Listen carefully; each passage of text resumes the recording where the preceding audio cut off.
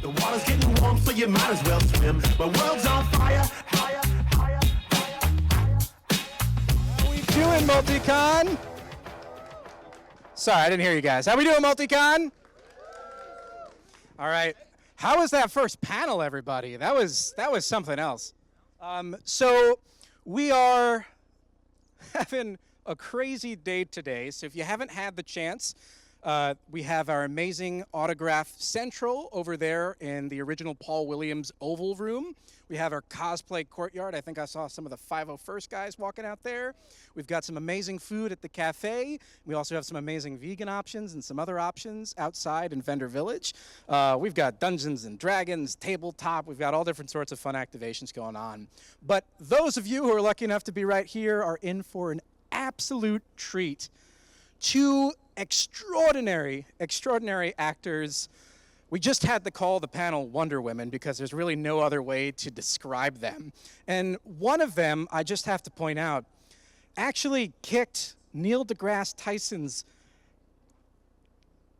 ass in Jeopardy. And I have to say,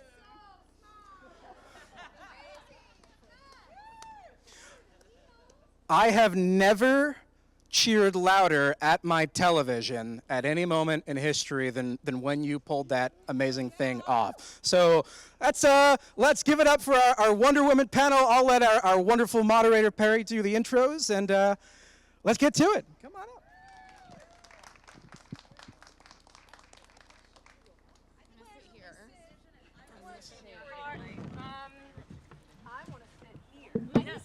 Oh, is that weird? That's too weird. I need to be looking at both of you. I know.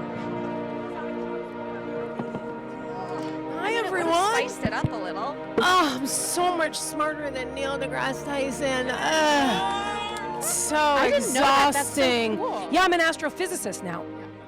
It's crazy. You just beat him once, and then you just do whatever you want after. Just because I'm curious, Wanna make Bitsie, sure how I would give you you my fare on Jeopardy? Are you confident in your Jeopardy skills? It's funny. I was raised overseas, and so whenever I don't know the answer to something, I blame it on Spanish being my first language. Smart.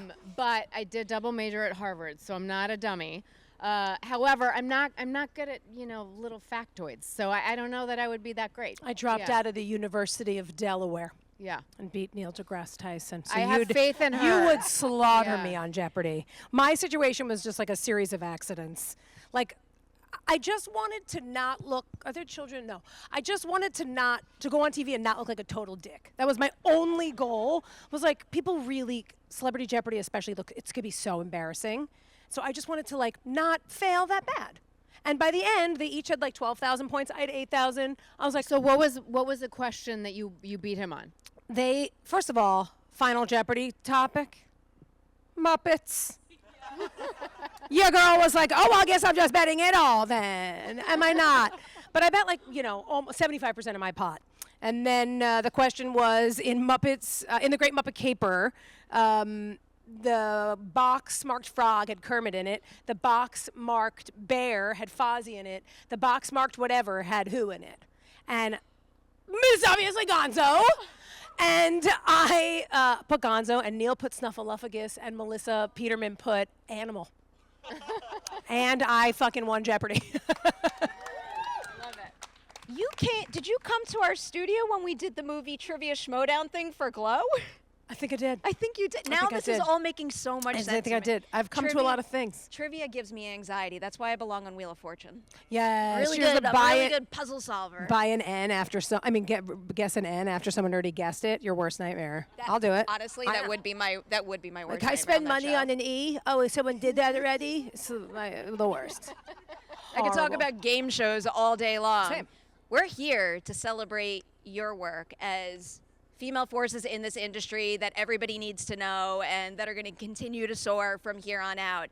And I get the great opportunity to go back to the very, very beginning for both of you. It's one of my favorite questions to ask because there's so many people out there who are like, how do I break into this business and how do I do as well as folks like you? When you first decided you wanted to be an actor, what did you think was step one to making that happen? And now having done it, would you recommend that step to another aspiring actor or did you find something more effective along the way?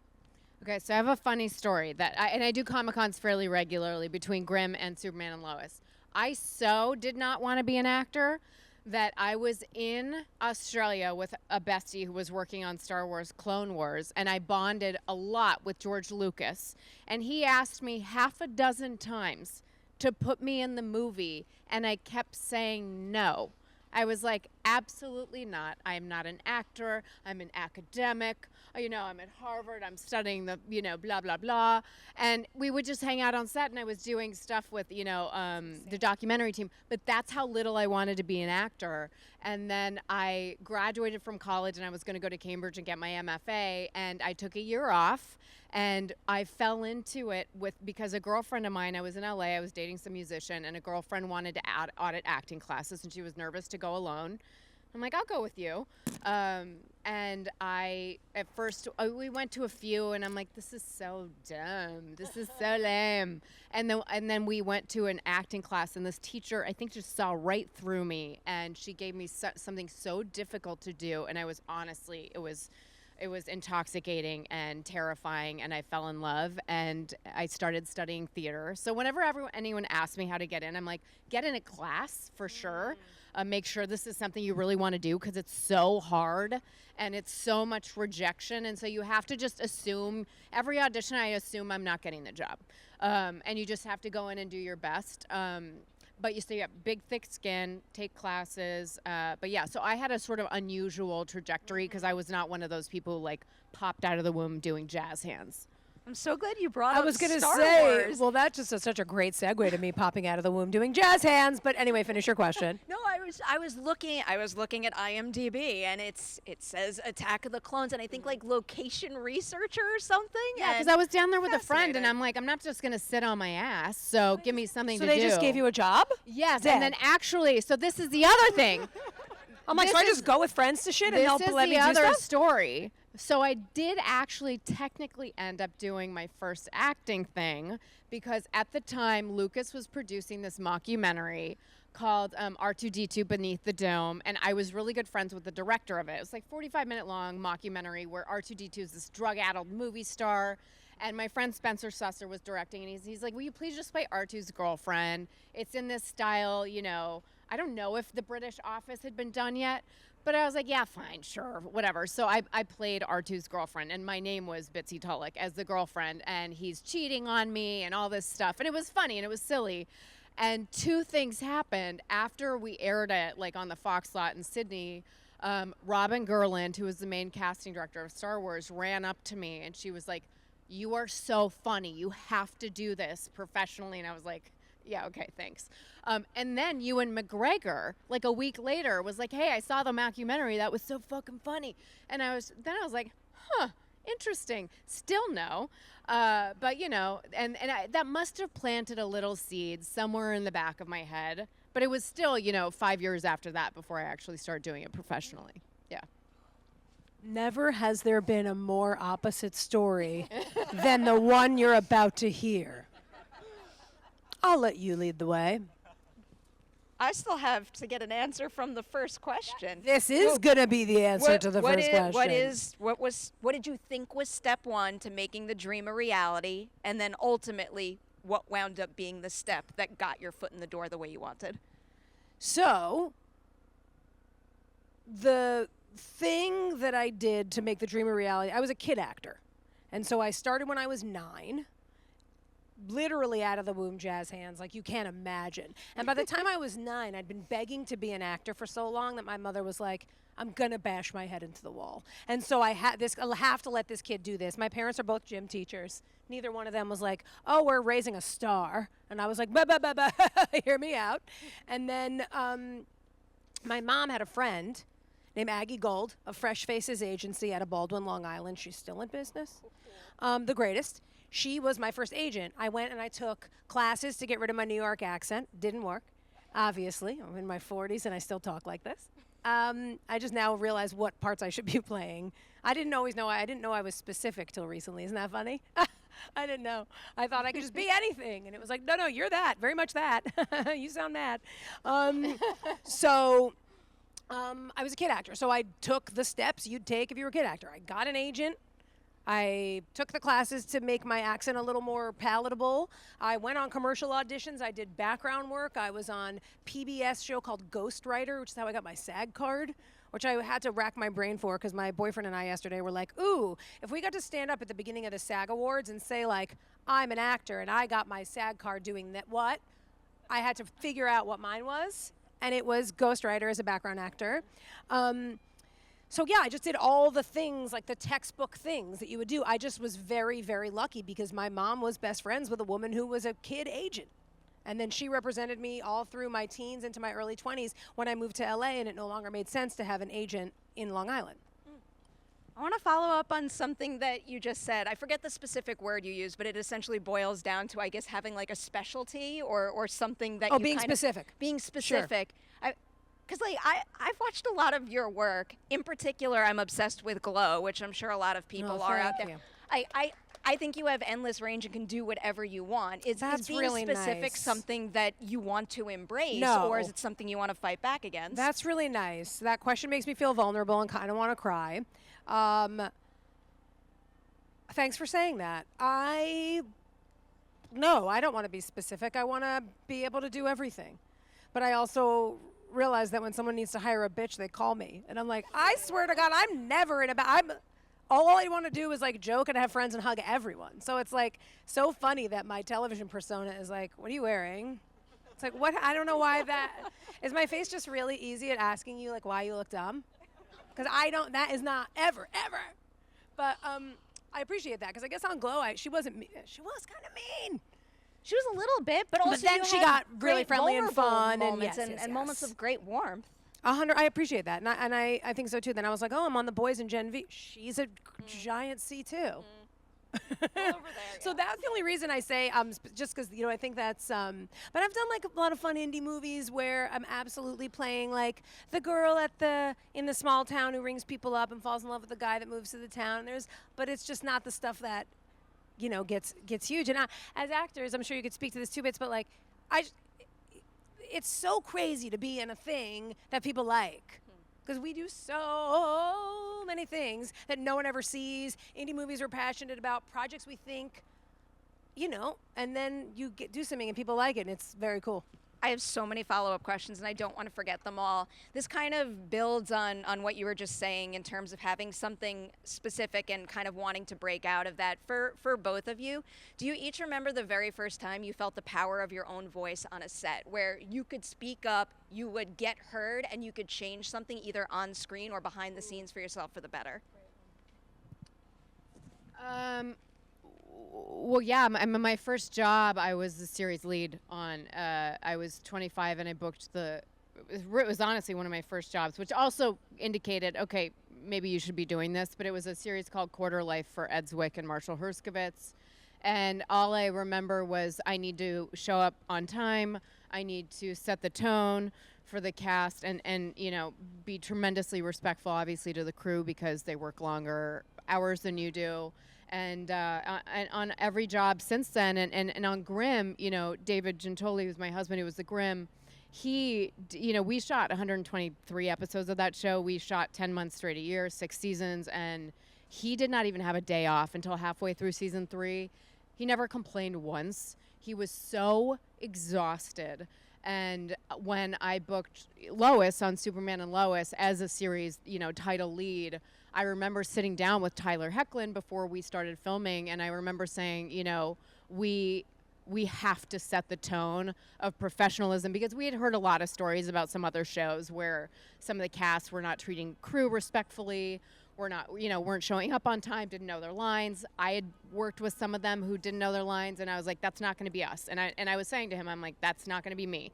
And so, just leading, it means something when you're number one on a call sheet, because there is a trickle down effect, and if somebody's misbehaving, then other people start mistreating other people. And so I think it's a little bit depends on your number on the call sheet and who your lead is, but no matter what your number on the call sheet, you should obviously always treat people with respect. But when you are in a position of leadership, I think it's really, really important, no matter how hard of a day you're having, no matter how tired you are, to to always just acknowledge your position of privilege, especially as an actor. Very well said. Okay. I was going to ask you to say the question again, even though I can. remember it, but I think it's mostly because I'm more commenting on what you said than what the actual question was. So do say the question again. Just watching that backdrop, just to make sure. Well, I think enough of it's down. Caught my eye for You a know, quick very second retaining there. wall moment where like if enough of it's below Probably the thing. looked like I just got really excited to ask my question again, but No, just it 'cause did- that caught it- my eye. It was the opposite actually. I was like, she okay? You just went, I'm looking out. That's my job right now. The question is about the first time on a set that you realized the power of your own voice, Okay. your ability to speak up and change something. great. So, I just remembered I didn't even answer part B of the other question, but I think we're gonna live. Definitely, I've felt very lucky because I have not been #1 on the call sheet ever. Oh no, on a movie once. All right, that was my ego just letting everybody know I'm here. Okay, relax, ego. You're fine, Jackie. You're an actor and you work sometimes. So I know my legs That's are a smart. roasting. That's a Okay. smart idea. We're just getting We're all closer to going- the danger. Farther and farther away from you guys. We love you, Yeah, but not we personal. actually get away. We just get away, and we're getting closer to this hazard. Okay, but I've been very lucky to work with women, and you guys are great. Guys are great. So good. Honestly, so I know you guys need help because the man is under our thumb now. I'm being impressed, but you're gonna be okay. But I think I definitely was not in a position before Glow to say shit ever, ever, ever. And I was in more situations on more sets where I was like, yike, this is how this goes, huh? And just like some dude being too mad about someone yelling and some shit, just insane stuff. And I was young too. So it was just like, okay, this is weird. But this is what this business is. You just like bite your tongue and you do your job and you show up. But then on Glow, it was just everybody was women. And so we had more meetings on that show of like, you good? Like just a check-in, you're like unheard of. Like a you good meeting? That is nuts. But it was always like, we'd sit down with Genji and Tara Herman and Liz and Carly, our showrunners, and like girls would air their grievances. And we one time in the beginning, so the show was so revolutionary, obviously. First of all, putting 15 funny women in one place, except for Orange. I can't think of a time it ever happened.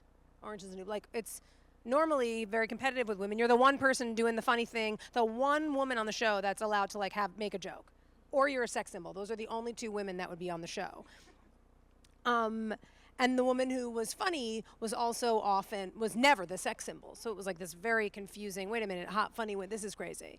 But on that show, we all felt so heard and so just listened to in so many ways. I think something that was really powerful for me on Glow is there's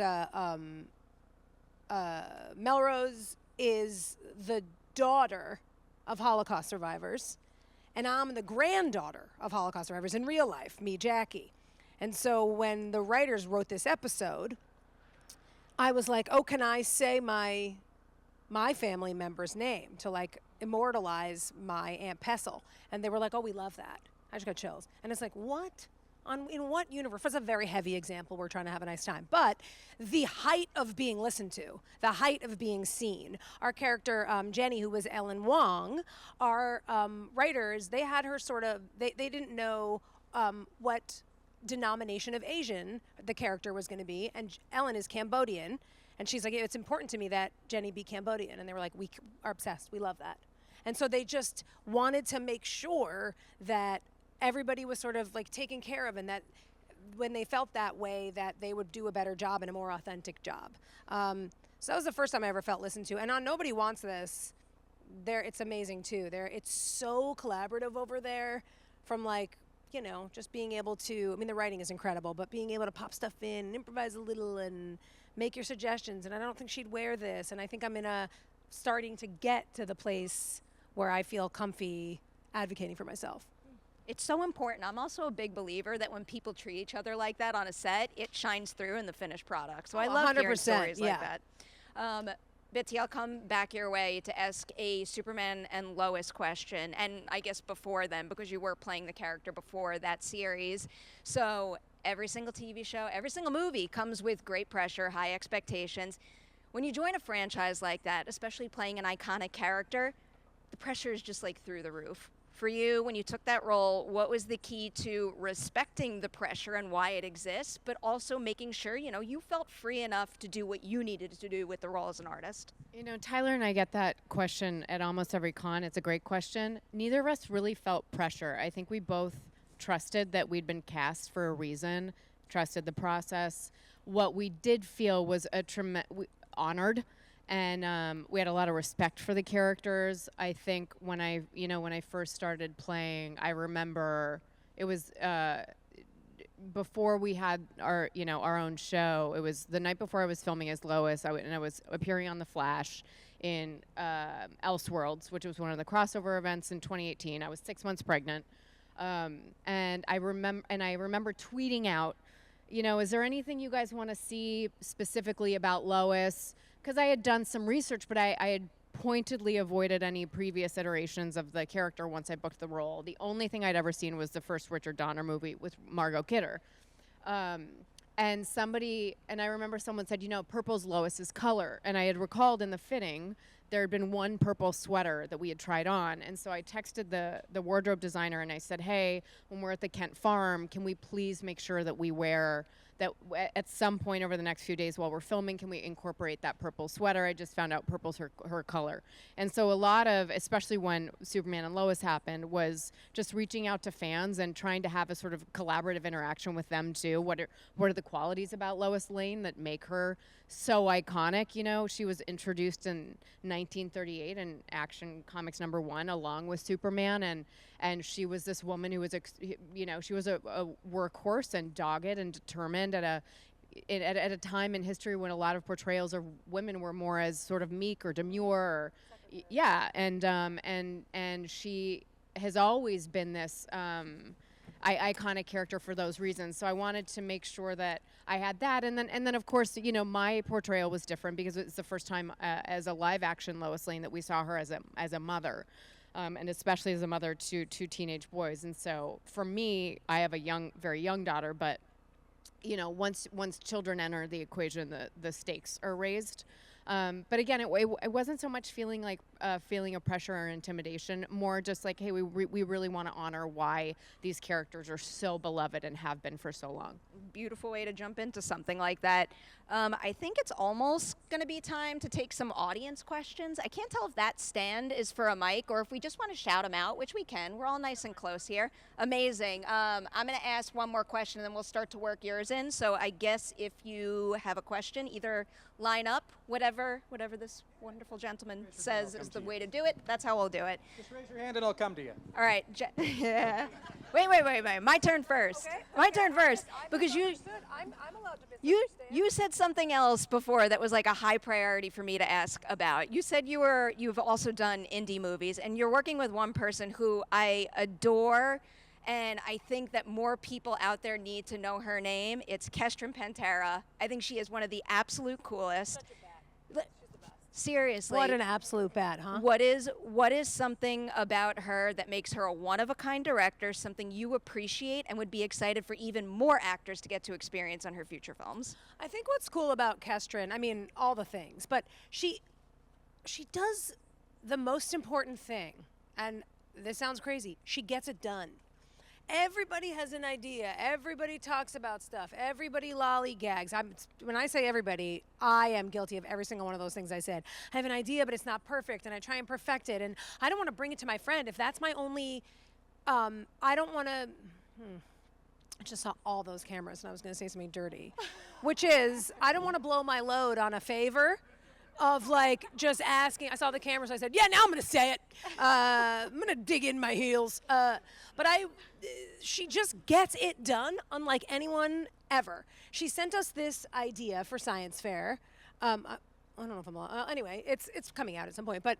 And she just sends it to everyone. She's like, oh, who's popping by today is Tiffany Haddish and this person and that. I'm like, what do you just call everyone? And Tia Carrera was in it, and we were all doing it as favors.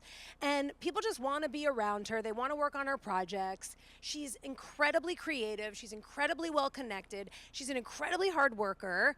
And I think she doesn't focus on perfection. She's just like, we're going to make it, and we're going to figure it out, and we're going to shoot enough, and then we're going to edit it, and we're going to make something cool. With all the people that I've just brought together here, something dope is going to happen. And it happens every time. And so I think I can learn a lot from her, because before I send anything to anyone, I think about it for 7 years. And Kestrin's like, I have an idea. I'm just going to send it out to every single person I ever met, and let's see if we can get something going. And then Tiffany Haddish shows up, and you're like, I don't know who I am. I love the idea of filmmaking families in general. Hers in particular, and the circle she has built and keeps expanding, is one of the coolest She's things. amazing. It's like David Wayne and Ken Marino and the Sklar brothers and Tia Carrera and me and everyone's just like, everyone just laughing, having a good time. More and more friends just keep showing up. You're like, you're doing this? Kestrin's magical. Really Yeah. special person. You are all special people too. So let's hear Not as from special you. as Kestrin, suckers. Just kidding. That's fine. We're all fine. All Everyone's right. fine. Raise your hand if you have a question. We'll go front row first. Our legs just keep fucking. Go behind the thing. Somebody's got to do it. Do audio. Yeah. Wait, careful, don't take your This is for Rachel. My favorite interpretation of the character of Lois is from a little show called My Adventures with Superman. One of the things that I loved about that interpretation was that she was an older sister to Jimmy and Clark throughout the show, and trying to keep them in check with all this crazy stuff they have to deal with on a daily basis. And my question is for you. What is it like having to inhabit that similar role, being a mother figure on that show with Clark and your 2 kids? Well, first of all, I'm not Rachel Brosnahan, although I'm sure she's wonderful, and I'm sure she's going to be great in the movie. That's okay. Sorry, can you kind of just clarify the question? What was it like bringing qualities of being a mom to, and also a Well, I mean, I knew that wife? Lois, there Yeah. had been iterations of comics where Lois had been a mother to one son. And from my point of view, you know, when Greg Berlanti and Todd Helbing, who was our showrunner, came to me and Tyler with the idea for Superman and Lois, they really pitched it. You know, we weren't actually, and I don't even quite understand, we were not a part of the Arrowverse. We were kind of doing our own thing. And they had said it was going to be really grounded, and I think the fact that they were parents was a large part of that. And they pitched it as, you know, Friday Night Lights, and this is us with elements of superhero. But they're like, at the end of the day, this is really going to be a family drama. And then you see that through the course of the seasons, and particularly in season 4, where the focus is, you know, you realize at the end of the day, and I think that's also why so many of the fans connected to the characters, is that the writing and, you know, the acting and the way it was shot, and, you know, was so grounded. From, like I said, I will forever be grateful that I got to play Lois as a mother, just because the amount of vulnerability I was able to tap into. Like I said previously, because the stakes are just higher when your kids are in danger. So it was awesome. Yeah. All right, we have the next one in the front row here. All right, so my question is for Bitsie, because I'm going to answer the next question for Bitsie. Okay. It just feels right. Well, because you were just talking about how invested you were into Lois's character, even interacting with fans, and sadly, now you're going to be the last Lois Lane that we see on television. What do you want your legacy to be after playing her for 4 seasons? Well, 4 seasons specifically on Superman and Lois, but just in general from when you first started to the end. I mean, I think as far as my legacy, and you know, the fans obviously know this, but I did take it really seriously, and I was trying to interact as much as possible out of respect for you guys and out of respect for the character. I would say one of the most lasting legacies, and we talked about this at the table, was the cancer storyline. That had not only a tremendous effect on the fans, but it had a lot of real world effects. The CDC had published, you know, Lois had a very aggressive breast cancer. It was the main storyline for season 3 of Superman and Lois.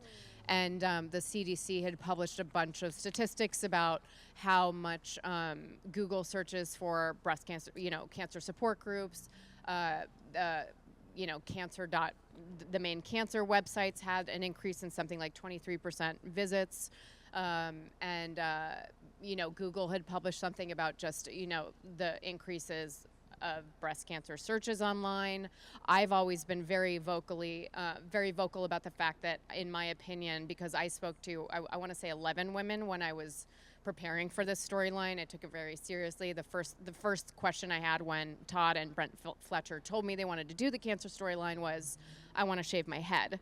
And I don't want this to be pretty. I want it to be ugly. I know enough. I lost my grandfather, who I'm nicknamed after, to cancer, and it's not a pretty or glamorous process. And they're like, you can't shave your head. And so then my alternative was, all right, then at the very beginning of season 3, I wanted just loads of extensions. Like, my head weighed 15 pounds. And then as she's going through chemo, we would start taking the extensions out. And then by the time she's starting radiation, no extensions, stringy hair, baggy clothing. I wanted the cold cap on because I'm like, how else do you explain that she's having aggressive radiation and chemotherapy without losing all of her hair? Again, it was not only that they went there, and I also just think, again, speaking of how grounded the story was, it really humanized Clark and Superman, because this is a man who can save anyone and save the world. But we had sort of had a discussion where it's like, you're not allowed to use any special technology or whatever to save me, because that wouldn't be fair to everybody else in the world. And so it was really, you see the most powerful superhero ever, and he's powerless. And he can't do anything to save her. And so, that storyline, I feel, was extremely moving. And every Comic-Con I go to, I went to MegaCon Orlando with Tyler and with David a week and a half ago, and there were so many people there was somebody who had just been diagnosed. By the way, men get breast cancer too, little known fact.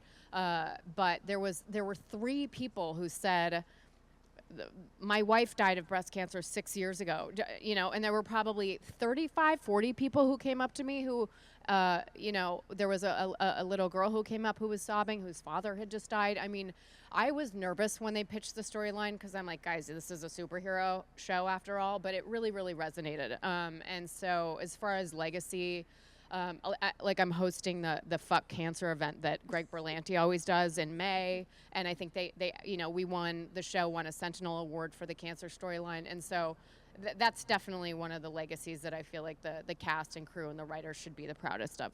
Yeah. A beautiful answer. Just well represents the fact that I know some people look at movies and TV and go like, oh, it's entertainment, it's good fun. Matters to a lot of people out there.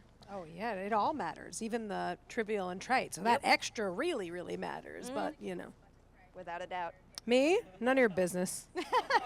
So none of your... This gal in the front row just said she feels like I was about to cry. I was, and now I'm acting out, and I'm mad at her for calling me out. Now I'm acting out, and I'm misbehaving. And it's being recorded on those cameras back there. I already said blow your load, so how can I make this weirder? Let's find out. Let's see if we can get 2 more questions. One more question? They're going to be for Bitsie. All right, I saw 2 fingers. 2 more questions. Who wants the last 2? Right there first. I have a question for Bitsie. Yeah, we know. I actually have a question for Bitsie's Jackie. the shit. Copy. It's for me? Yeah, dude! Yeah, dude! Well, when I was a kid, this is crazy. It's going to blow your mind. I don't know. Okay, what is it? I'm panicking. I'm super curious if Google is correct, but according to Google, it says you're a Virgo. That's correct. That's my whole fucking question. And Bitsie just talked about changing the world. Yeah, I'm a Virgo. Wait, I haven't finished. It's the worst day ever. I'm kidding. I love it. Go on. Sorry. Go ahead. So I want to know, like, working on set, how is it with the different personalities? How do you, like, handle that? What's the most fun that you've had on a set with the shows you've done? Love all that.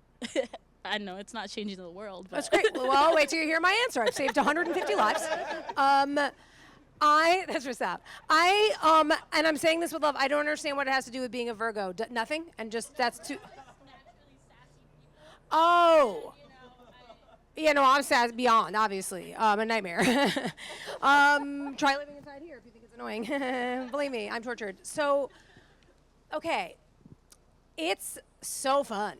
Again, this is kind of the same answer as the glow thing before, but I've just been so lucky, and it sounds like you feel similarly. Like I know this business is filled with people that, like, in theory, you want to just stay as far away for like you wouldn't touch with a 10-foot pole, and it's like. But I've been so lucky. Like with Glow, we are sisters. Like my buddy in the front row, Richard, right? Robert, who I just met, was telling me that he came to a book signing of one of the girls from Glow, and we were all there.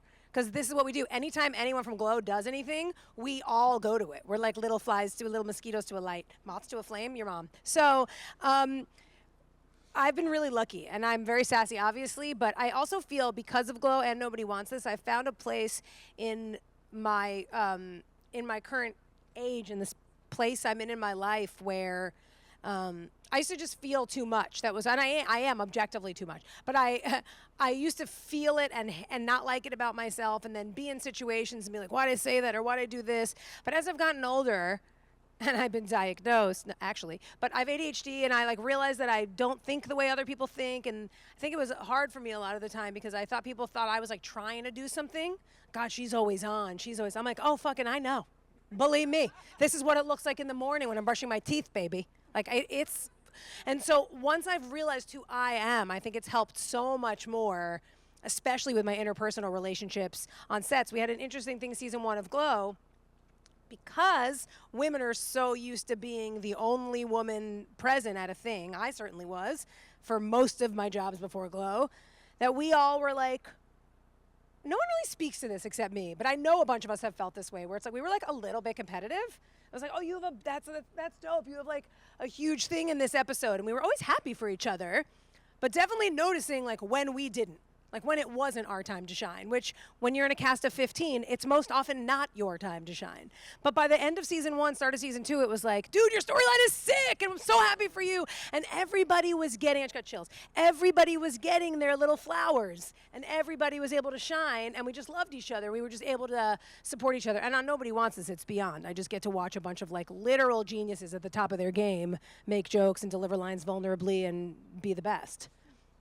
May or may not have answered the question, leaning toward probably didn't. Good. All right. I think you did. Virgo, good vibes. Yeah. You know? People are always trying to tell me, they're like, All what's your right. moon in? What's your Virgo? I'm like, I don't know. I don't know what you're saying. I think it sounds fun as hell, but I don't know what you're talking about. We've been given the sad sign that we have to wrap. But you guys still, Yay! you still have a whole wonderful day at MultiCon ahead of you. So thank you to everyone out there for being here and listening to this conversation, and to the two of you. I love saying this. Congratulations on everything you accomplished, on what you're celebrating right now, and everything that I know is coming your way in the future. It was such a treat to talk to you Hey, today. what a delight. Thanks. Thank you. Thank you all so much. Thank you. Thanks, everybody. I have the hottest thighs.